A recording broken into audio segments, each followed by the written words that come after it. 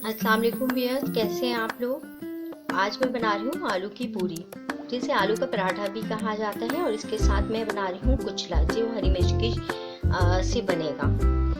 आइए सबसे पहले तो हम कुचला रेडी करते हैं। इसके लिए मैंने हरी मिर्चें ली हैं और हरी मिर्चों में को हाफ से कम यानी 1/4 टीस्पून के साथ मैं इसे चॉप कर लूँगी।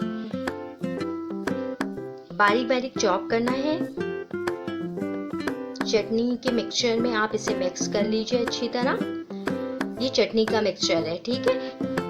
हम इसको अच्छी तरह ब्लेंड कर लेंगे, हमारी ये चटनी रेडी हो जाएगी। ये मैंने इसमें मिक्सचर में जो है इसे चॉप कर लिया, अच्छी तरह ये ब्लेंड हो गया है। अब इसमें मैं जो है 1 टीस्पून मैंने इसमें लहसुन शामिल किया है, लहसुन पेस्ट। इसको मैं मिक्स कर दूंगी। मिक्स करने के बाद इसमें मैं सरसों का तेल ऐड करूंगी। तकरीबन 2 टेबलस्पून सरसों का तेल ऐड किया था।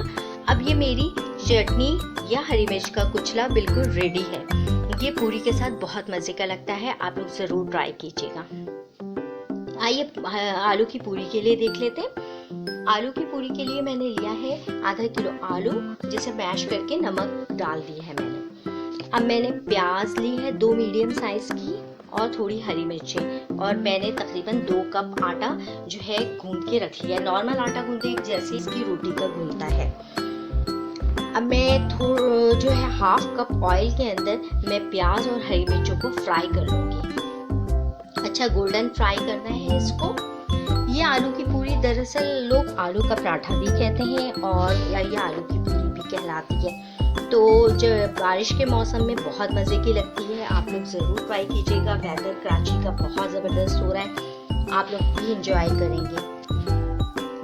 ये हल्का हल्का फ्राई हो रहा है, बिल्कुल गोल्डन फ्राई करना है। हरी मिर्चें और हमारे प्याज बिल्कुल गोल्डन फ्राई हो जाएगी।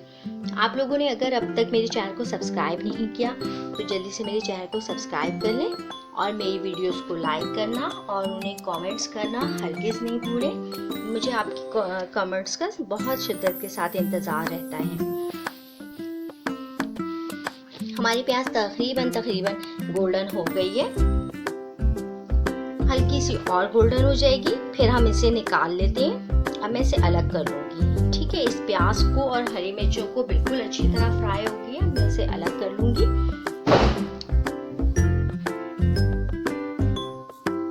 अब ये मैंने प्याज और हरी मिर्चें अलग कर ली, लेकिन ये ऑयल जो है मुझे जितना ऑयल वापस चाहिए उसके हिसाब से कम है, बहुत ज़्यादा है, तो मैं इसमें ऑयल कम करूँगी।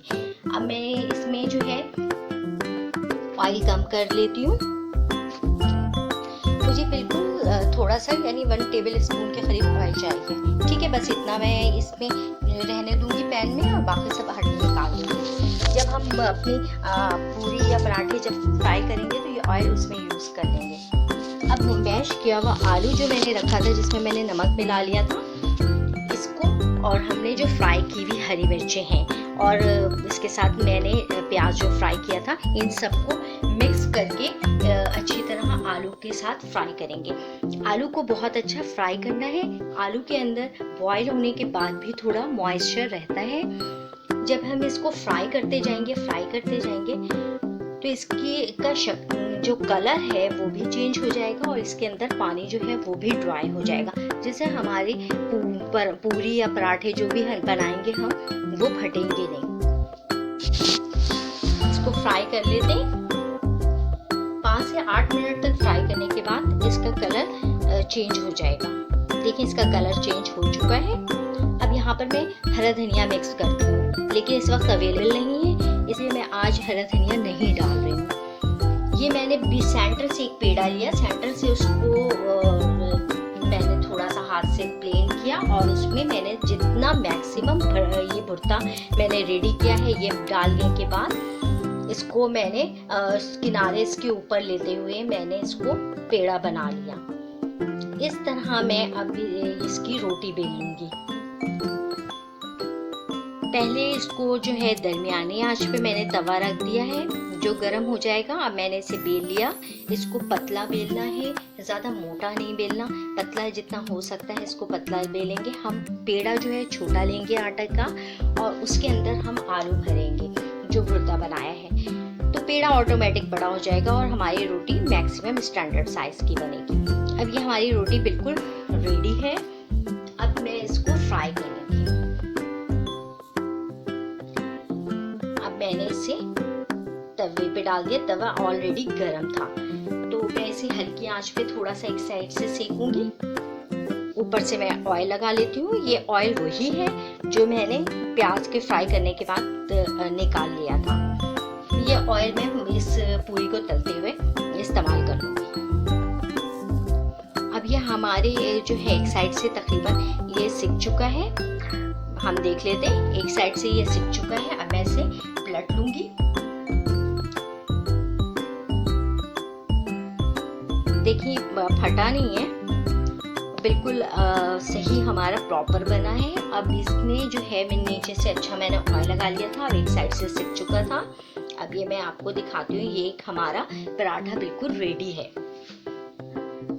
अब दूसरा मैंने डाला। अब इसी तरह मैं अपने सारे पराठे बना लेती हूँ। एक साइड से सेकने के बाद एक साइड से मैंने पूरा ऑयल लगा लिया, अच्छा ऑयल डाला है इसमें मैंने। आप लोग चाहे तो इसे घी में भी बना सकते हैं, यहाँ मैं सरसों के तेल में बना रही हूँ। ये बारिश के सीजन बहुत मजे के लगते हैं, आप लोग जरूर ट्राई कीजिएगा।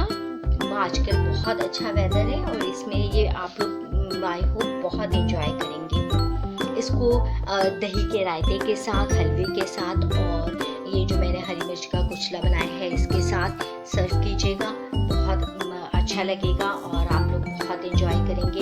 आप लोग कमेंट्स दीजिएगा मुझे कि आप लोगों को ये कैसे लगे।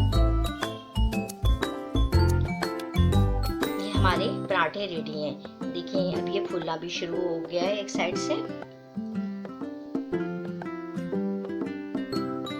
अब हमारा ये पराठा रेडी हो गया है। ये कुचले के साथ मैंने इसे सर्व किया है, बहुत मजे का लगता है। आप लोग